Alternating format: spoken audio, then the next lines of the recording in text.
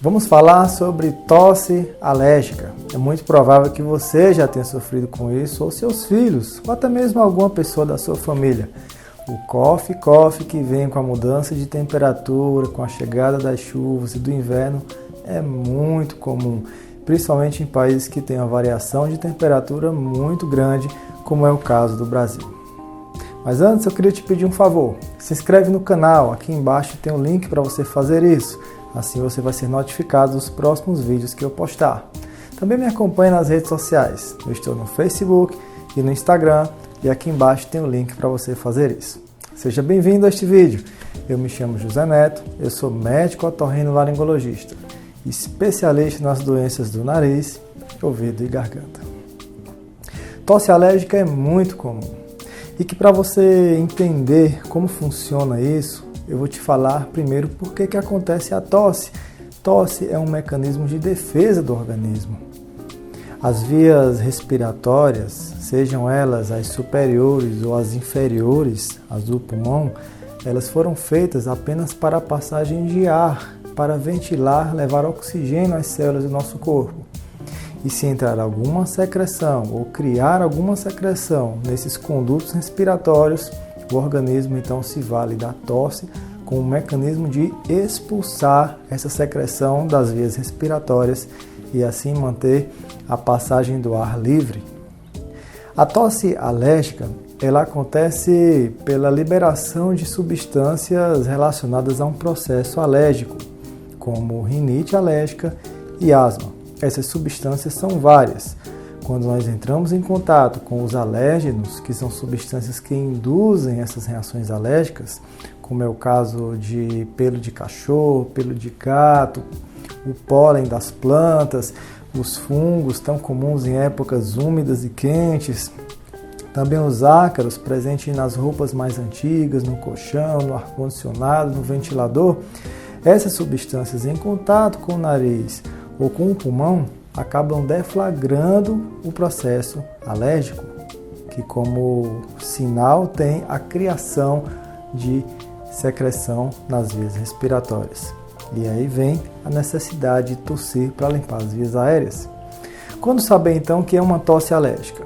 Primeiro, pelo histórico pessoal de rinite alérgica e de asma. Rinite alérgica geralmente se manifesta com muitos espirros, coceira na garganta, nos ouvidos, nos olhos, também obstrução nasal, coriza, aquela aguinha escorrendo no nariz, e a pessoa desenvolve esses sintomas quando entra em contato justamente com essas coisas que eu acabei de falar. E a asma é acompanhada, além desses sintomas, com uma sensação de sufocamento, de dificuldade para respirar. Geralmente o médico escuta um sonzinho bem fininho, como se fosse um gatinho miando no pulmão. E às vezes esses sibilos, como são chamados esses sons, são tão altos que são percebidos sem mesmo necessidade de utilizar o estetoscópio, aquele aparelhozinho que nós médicos utilizamos para auscultar os pulmões. A rinite alérgica e a asma são muito prováveis quando se tem um histórico familiar dessas desordens também. Quando o papai e a mamãe são alérgicos também, é muito provável que você sofra também de rinite e de asma. São irmãs, doenças que quase sempre andam juntas. Somente 2% das pessoas com rinite não tem asma. Então, praticamente quase todo mundo que tem uma, tem a outra. O que acontece é que a asma ela se manifesta em apenas determinadas épocas da vida, que é na infância, entre 4 e 5 anos, acontece um pico da doença, uma manifestação maior, e também na terceira idade. E a pessoa tende a ficar toda a adolescência e fase adulta sem apresentar crises de asma. Claro, a maioria das pessoas, não são todas. E às vezes tem a falsa impressão que não tem asma, que está curado dela, só que mais na frente ela vai acabar se manifestando. Já a rinite não. A rinite, se não tiver um controle ambiental, um cuidado para não se expor a esses alérgenos, sempre tenderá a apresentar essas crises.